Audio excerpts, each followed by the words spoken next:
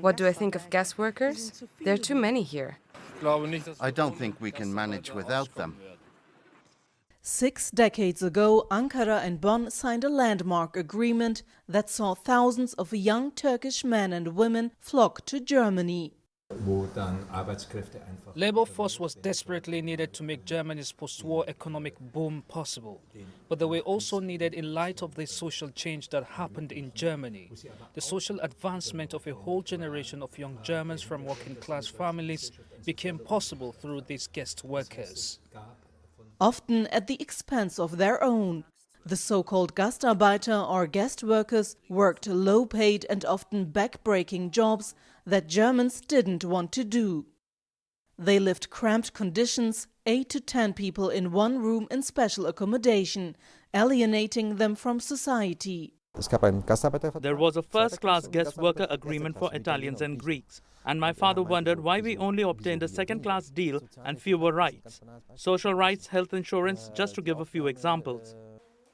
To help the workers, the Turkish government sent labor attaché Bekam Bilalolu, who successfully pushed for a revision of the agreement.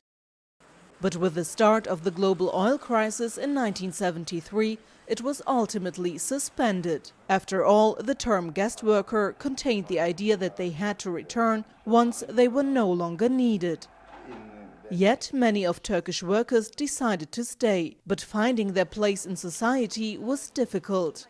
The German government hasn't made integration easy. Guest workers were often disadvantaged by the education system, and their children had to clear many hurdles to make the jump from school to university. I remember when my mother complained that I only received a middle school recommendation, my principal said I could go to a high school, but I wouldn't make it. I later successfully finished 2 universities. Now imagine how much knowledge and potential has been lost just because some teacher said you will never be able to study. Edibe Erol is a neurosurgeon. She says old prejudices meant she always had to be twice as good as her German classmates and colleagues to get where she is today.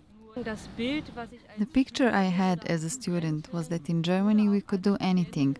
Where should our disadvantages even be? But the further I got on with my career, I realized that there really is this glass ceiling. There are now nearly 3 million Turks living in Germany. They've launched more than 80,000 companies and created hundreds of thousands of jobs, thus continuing to keep Germany's economy going.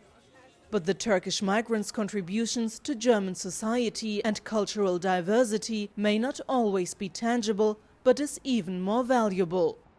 And all they want now is to not be considered guests anymore in a home they helped to build. Sibel Karkus, TRT World, Berlin.